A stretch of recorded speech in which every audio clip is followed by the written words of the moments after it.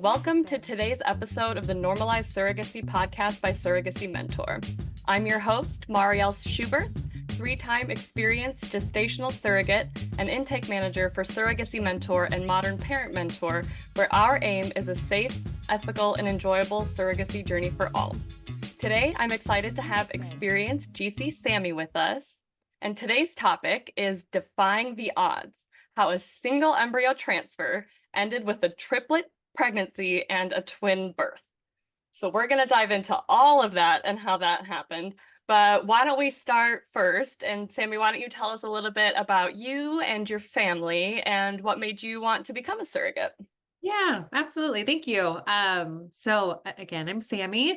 I am, yes, a two-time surrogate. I am a mom to a one little daughter. She's now 7, but she was always our one and only.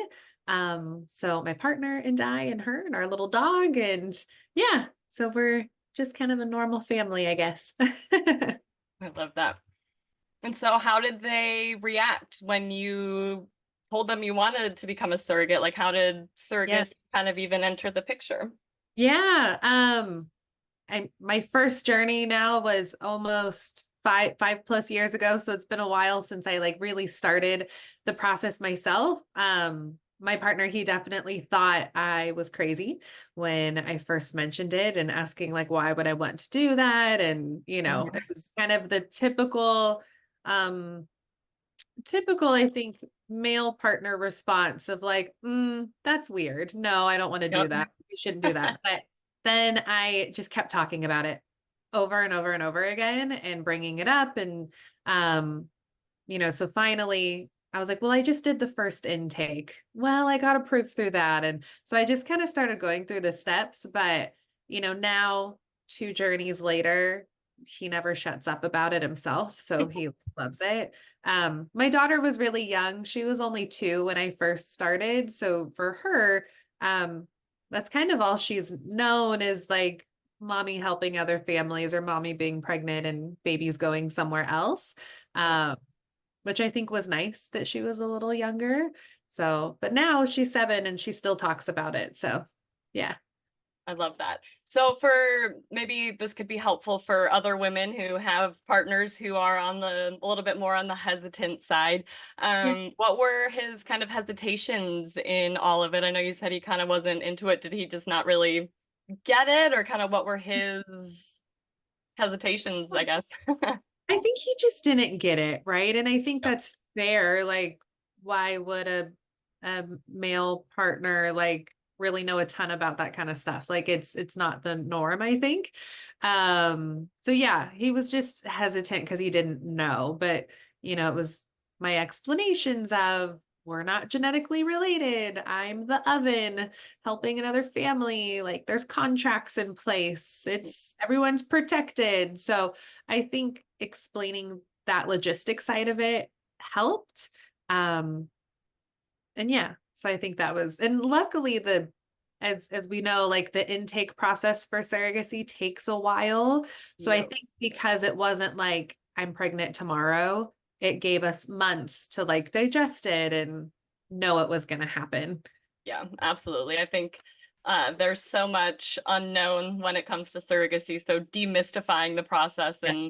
and setting some truths out there can definitely help partners along in getting that acceptance and kind of digesting oh, okay, that's not what I thought it was. Because I Yeah. think there's so much misinformation out there and so many wonderful Lifetime movies that really Yeah. set an unrealistic expectation of what gestational surrogacy actually is, that so many people, once they find out what it really is, are like, oh, all right, well, that I'm on board with. Yeah. So that's wonderful. All right, well, let's get to it. So let's start at the beginning of your journey. I think we're all kind of wondering about the surrogacy math I dropped there in your Yeah. intro.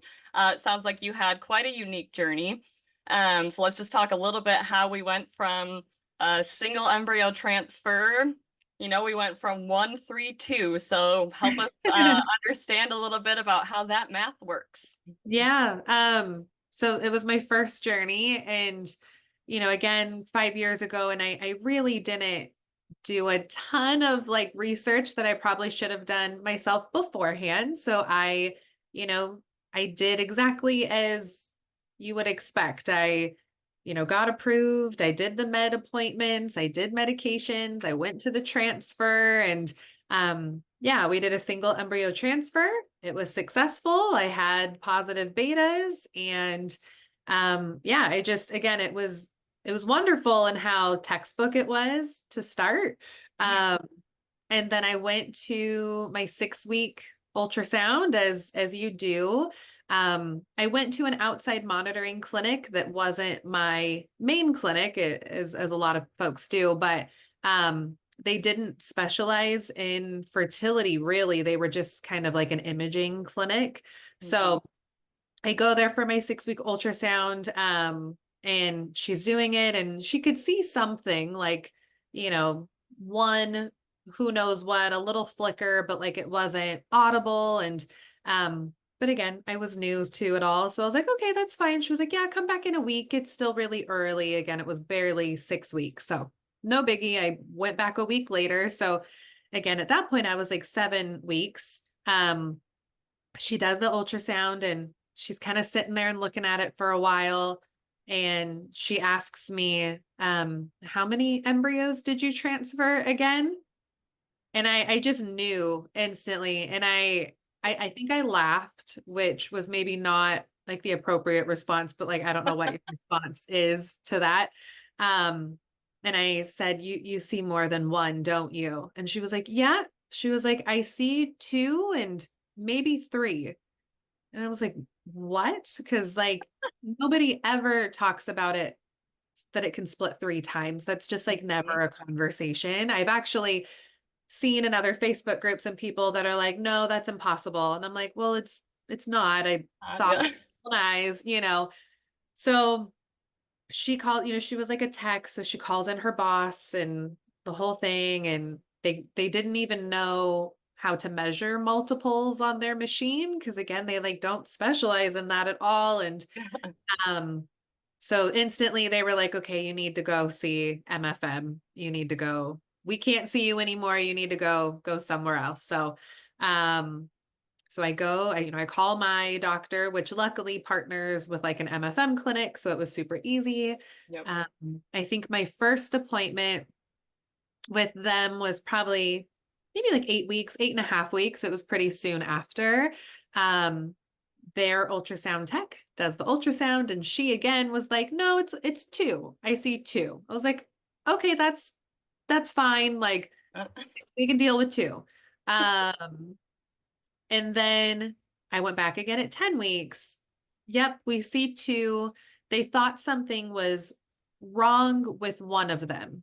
They said it looks like one is healthy and one has some abnormality.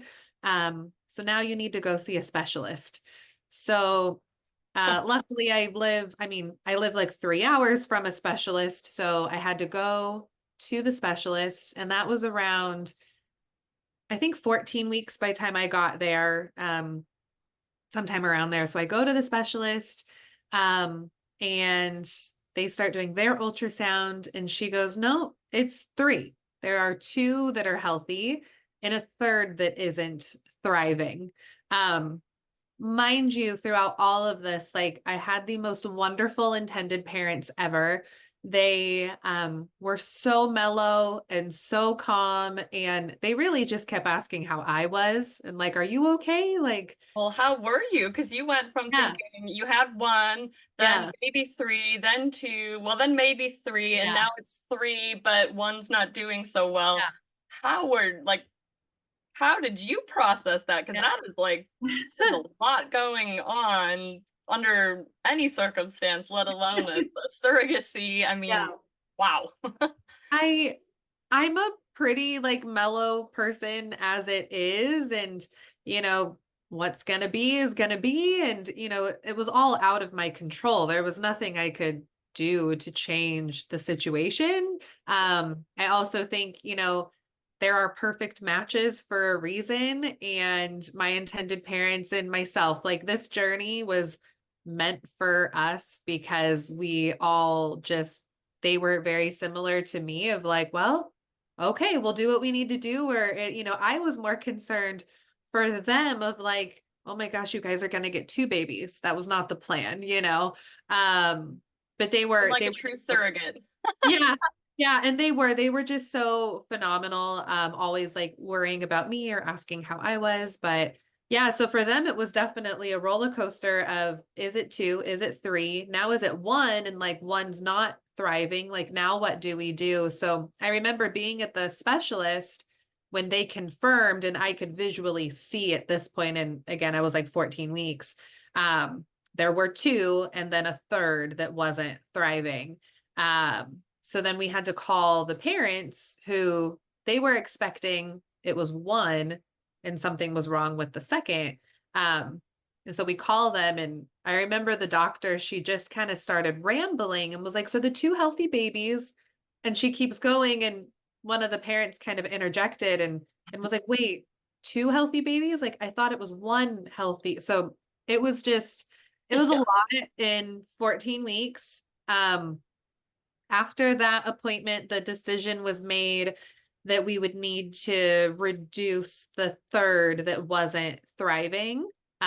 It was technically called a trap sequence, which is more common in twins, not triplets, Okay. where essentially I don't know the exact definition, but the trap sequence, it was growing, but it wasn't a baby, it wasn't a fetus, it wasn't healthy. It it was just kind of deformed and it was there taking from the healthy babies. And so the safest route to save them was to reduce that one so it would quit like taking nutrients or whatever from the others. But I couldn't have the procedure done until I was 16 weeks. You have to be further along in the pregnancy. So I went home and then 2 weeks later, I went back to the specialist. They did an RFA procedure, a radio frequency ablation, essentially, is how they uh, reduced the trap sequence to save the other two. Okay. And did they have to do that because of the type of twins they were? They kind of shared certain things? I guess I'm not familiar So with they all were, the things. yeah, they were Modi twins. So because they were identical, they shared a placenta, but luckily they had their own sacs. So that was good. But the trap sequence was taking blood supply from one of the twins. Okay. And because the trap sequence again was not a thriving fetus, it was never going to turn into a baby. They said the safest thing was to stop the blood flow to it to protect the others. So the RFA was not comfortable. It was like a almost kind of like an amniocentesis but bigger. So a probe that like goes into your belly. Um, it cauterizes the umbilical cord that was going to the trap sequence. It was done in a normal procedure room. There were lots of doctors and lots of ultrasound techs around me. The parents came, so they were there, and then my partner was with me. But it was all of 10 minutes and done. And they stuck a band-aid on my belly and said, okay, you can go home now. And yeah, it That was that was pretty much, it. yeah. That is wild. So I guess, I mean, I have done three journeys myself and, I'm in the industry and I've heard all sorts of tales and stories. This is obviously a new one, the single embryo splitting three times and even just this type of reduction procedure. Yeah. As far as all of that goes, what did kind of your recovery look like from that? Yeah. Yeah, I mean, the procedure itself, they numbed my belly with like a local anesthetic. And then when the probe went in, so that I didn't, I mean, I felt it. It wasn't super comfortable, but I mean, the fact that I got to go in the car, I mean, they didn't want me to drive, but the fact that we drove home that same day and everything was great. I didn't, they said that the trap sequence would, absorb. And, every ultrasound I had after that, you could kind of see like sediment in the old, like in the fluid. Mhm. Um, but it kind of went away.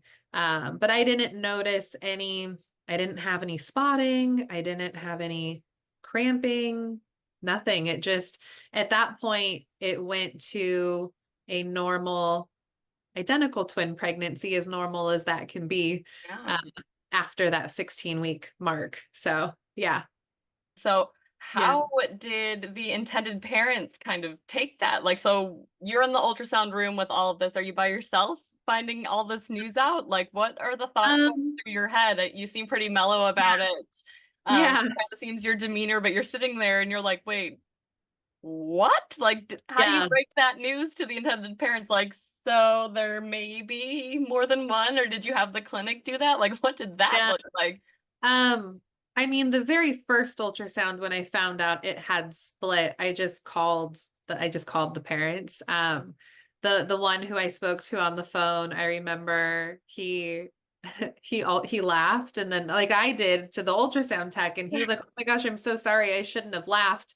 And I was Yeah. like, "Oh no, I did the same thing. Like, what else are you going to do?" And again, his first thought was, he said, "How are you? Like, are you okay?" Which I thought was just, again, they were so amazing. And I was like, "I'm fine. Like, how are you? You're gonna have more than one baby." Yeah. Um, so yeah, I mean, every appointment, every step, we had a really good relationship. So I would usually just relay any information to them needed. Um, but then at the RFA procedure, they came and were there. One of them, one of the parents didn't want to be in the procedure room, which I don't blame him. He was like, "I don't want to see that." But then one of the parents was, like, with my partner right there too. So Well, yeah. that's great that they were able to offer that support to you and that you were able to be in that together. Because even Yeah. when you know that it's not a viable pregnancy, I'm sure just the emotional roller coaster that is in general is a lot, and then the up and down of it's 1, it's 3, it's 2, that I mean, that just had to be so much for all of you.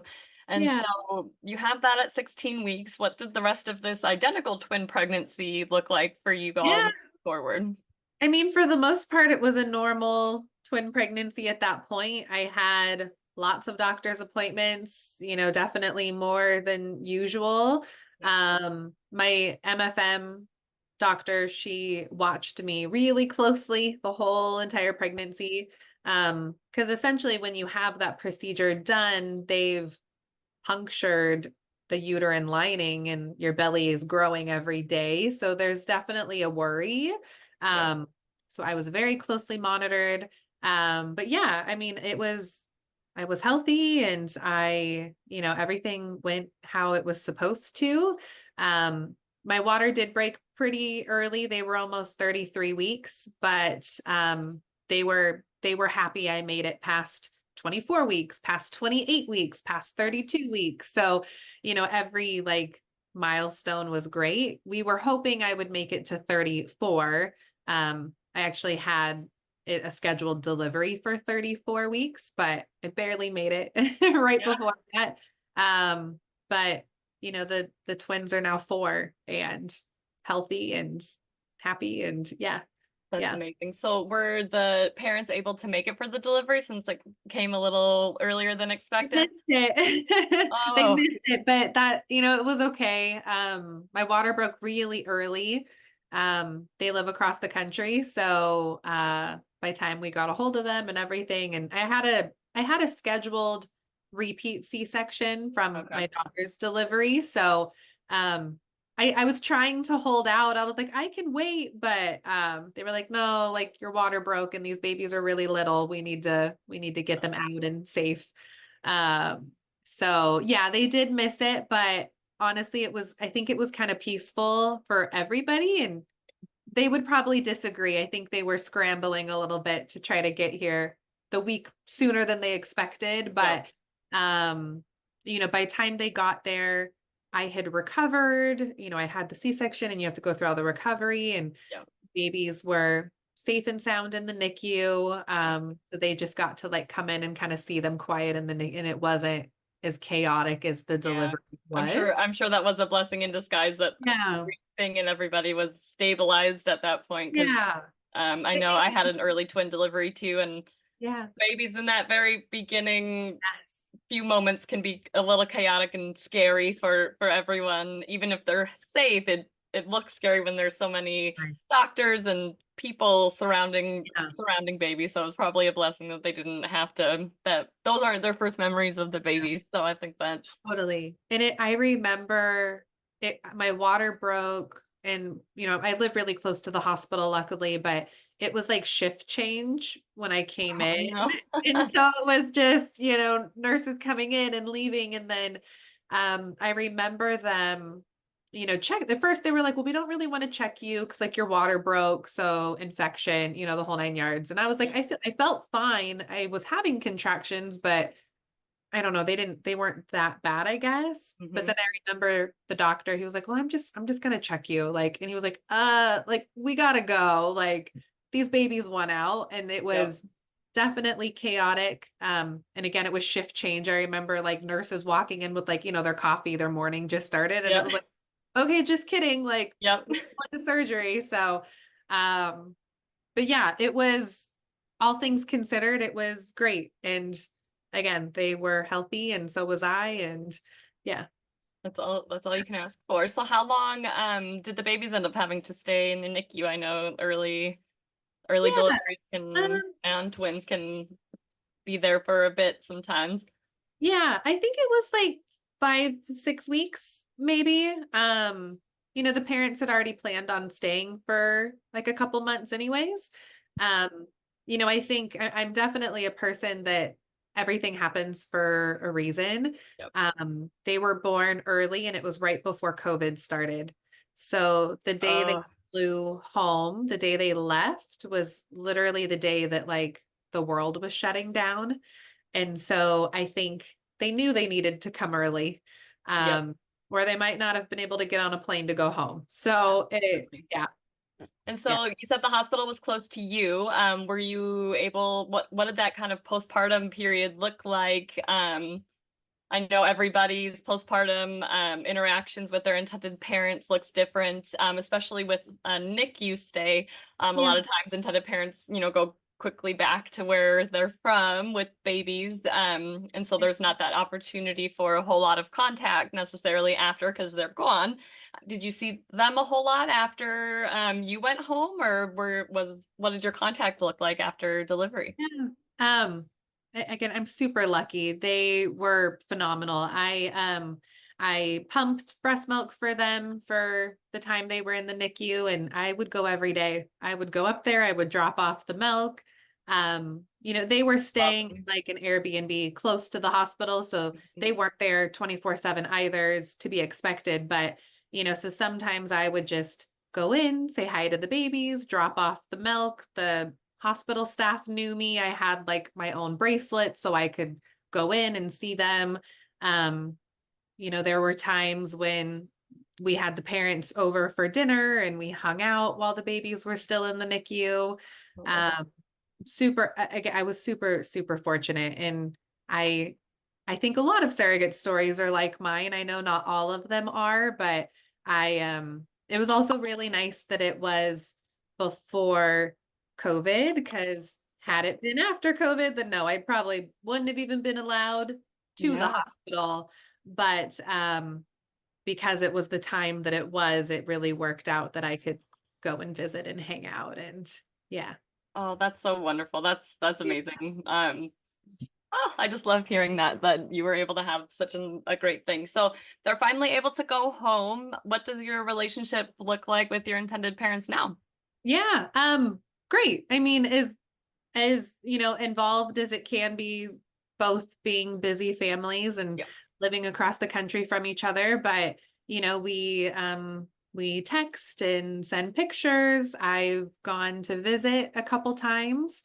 I've stayed with them. My daughter has gone with me to see the twins. And yeah, we're really lucky. I love that. That's wonderful. Well, I think the funnest part of this story, and I always say spoken like a true surrogate, is you defied the odds here and had this like odd divine pregnancy and delivery and all of these things, and you signed up to do another journey, even knowing that this kind of wild situation happened. Mhm. Let's talk a little bit about how that went, because you kind of went into this, you Yeah. transferred another single embryo transfer, right? And you kind of like bracing for it, like, are you sure Absolutely. there's only one in there? Like, how did Yes. that go? Going from Yeah. this kind of wild ride to I'm assuming typical pregnancy Yeah. moving forward. Yeah. Yeah, absolutely. I remember I was probably 6 months postpartum, maybe a little longer. This was also the thick of COVID at this point, 2020. And I remember reaching out to my agency and I was like, okay, yeah, I want to do it again. And I remember my coordinator and everybody was like, oh my, we did not think you were ever going to want to do this again, but here you are. Um, and so I got approved to do it again. And I had, I'd had a C-section, so I knew I was going to have to wait, 18 months or more, as advised. And I ended up, seeing a couple different profiles and nothing felt right. But then I was even more fortunate my second journey. I had made a really good friend who was also a surrogate. We were pregnant at the same time with our first journeys, and her intended parents were looking for another surrogate, and she was already committed to another family. So I ended up carrying their second child. So now I have like a surrogate sister that I've gained out of all of this too, which is really fun. Yeah. Um, and so yeah, it was nice. It was definitely a different journey experience in the fact that I already knew them. I had met Yeah. them before with her.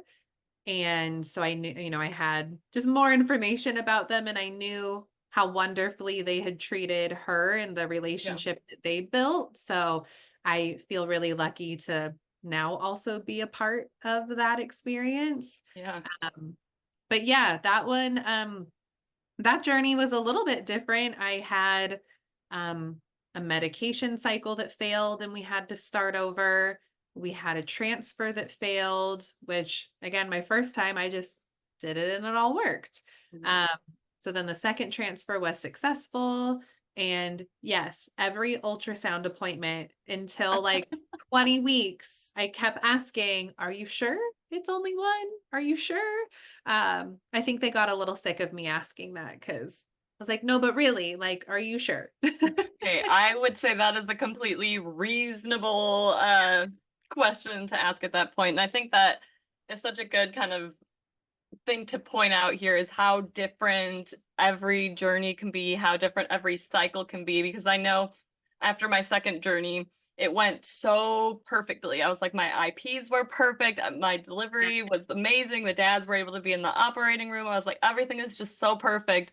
I was scared to like try again. So I was like, I Yeah. don't know if it can be like that again. And of course it wasn't, but it was perfect in a different way. And that's okay. Every journey is different, and it can still be wonderful and amazing just in a different way. And your body responds differently to medications and cycles every time. And it's just amazing to me how you're the same person doing the same thing, and your body Yeah. can just, it can be different every time, and every match is different, and every cycle is different. And doesn't mean that you did anything. It's just the Yep. nature of the game. And that's, we're human as much as medical intervention and science comes into play. Things like that happen. But Yeah. I I love that you tried again, and that I think that was the most shocking thing for me when you and I had our kind of pre-talk, was Yeah. that after defying all the odds, I was like, and you did it again? You said like, wow. But once I thought about it, I wasn't surprised, because that's what surrogates do. Any advice that you would give women considering becoming a surrogate, other than expect the unexpected, I Yeah. suppose? Yeah. I think again, I got really, really lucky and so fortunate both journeys. So I hate to say like, oh, I didn't do enough research or I didn't this, because for me, it turned out really, really well. But any advice I would say is do all of your own research, the best that you can first. There are hundreds of Facebook groups that are really informative, sometimes the good, the bad, the ugly. But there's also really good blogs and, even podcasts just like this where you can listen and absorb it all yourself. I don't think it matters if a surrogate goes, if you go independent or with an agency or, in between, whatever that looks like, but you need to be the one to do the research yourself first. Yep. Again, the best that you can, because no fault of any surrogacy company, but they can't tell you everything either. Yeah. And, I've seen it with acquaintances or friends before of like, oh, well, they didn't tell me that, or I didn't know that. And it's like, well, again, they don't have, trust me, there is not the Yeah. resources or bandwidth to tell you everything that Yep. could happen. So the best you can do is just your research yourself. Um, Yep. and ask questions. No question stupid. No question is too big or too small. Like I still, 5 years later now, I'm still learning new stuff about surrogacy. So, Yep. yeah. And one of the things I heard you mention about your second journey that I think is another wonderful thing to point out here is don't settle. You Yeah. said that you had looked through a couple of different intended parent profiles and they just didn't feel right. They didn't feel that click, and that's okay. It's just as much your journey as it is about intended parents. And just because you are presented with a profile, if Yeah. it doesn't feel that, I mean, there's a lot that goes into these journeys. It's a lot of time and emotional investment. And if you don't feel that kind of connection from the start with somebody, it can make for a very long and Yeah. hard journey, and you want it to feel good and you want it to feel right from the beginning. And so don't Mhm. settle. And I love that you didn't. And it Yeah. seemed right because in the end, you ended up finding another perfect and amazing journey that was different than your first, but it was right because you waited. And I think it's Yeah. wonderful that you were able to advocate that for yourself and voice that, because a lot of the time, with a great agency, so a lot of the time those first matches and those first Yeah. profiles are the ones, but sometimes they're not, and that's Yeah. okay. And I think that's Yeah. a big thing to point out. And I love that you were able to do that for yourself. Yeah. No, I think that's a great call out. And even my first journey, um, I had seen a profile before the parents that I ended up matching with. And, I politely passed. And I remember saying to my coordinator, like, I felt so guilty. I felt so bad saying no. And she was like, it's okay. Like there's others out there, or, whatever the case may be. But I think surrogates, the one thing we all have in common for the most part is we are people pleasers and we don't want to let anyone down. And so I can see how a lot of surrogates do have a hard time saying, no, that just doesn't look right. Or I don't know, something about their profile I'm not a fan of. Yes. Um, Go with that feeling, and there will be another family that you get to help. So, It is so hard to stand up and advocate for that. And it does. Like I said, it feels icky. I always hated that, even just in the application stage, where they ask, are there any types of intended parents that you're not comfortable carrying for, gay, straight, yeah. whatever that case may be. Yeah. And even starting there and having to put that down, you feel bad because you don't want to have to Yeah. say that, but it matters, and your whole journey, it is about you and helping other people, and it's okay to say no, but yeah, it's easier said than done. Well, I just think that it is wonderful. I love having these chats with women who have been surrogates, who we can kind of help spread awareness about what surrogacy really is and what the process is actually like, and these situations that can come up. I mean, I will say yours is very rare. Did they give you a percentage on like how rare a single split to Well, three was? Because that seems yeah. pretty rare up in there. I mean, all the specialists that I saw at one of like the best hospitals near Seattle, they kept saying they'd never seen it before, but they were like, it's less than a percent, you know. But I was there first. So Yeah, that's just wild. So Expect the unexpected in surrogacy. And that brings us to the end of this episode of the Normalized Surrogacy podcast by Surrogacy Mentor. I want to thank our very special guest, Sammi, for joining us for this chat today.